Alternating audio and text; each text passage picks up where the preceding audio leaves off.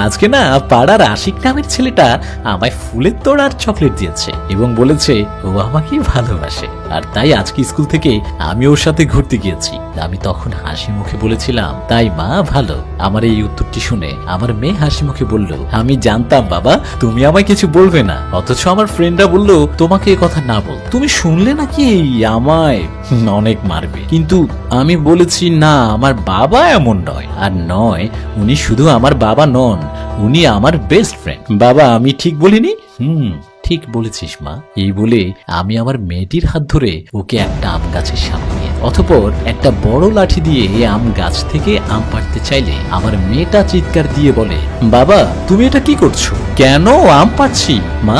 বাবা তুমি দেখছো না আমগুলো এখনো ছোট, সবে মাত্র মুকুল থেকে আম হয়েছে, এগুলো এখন পাড়া বা খাওয়া কোনোটাই উচিত নয়। আমার মেয়ের এই কথা শুনে আমি আমার মেয়ের হাত ধরে বললাম,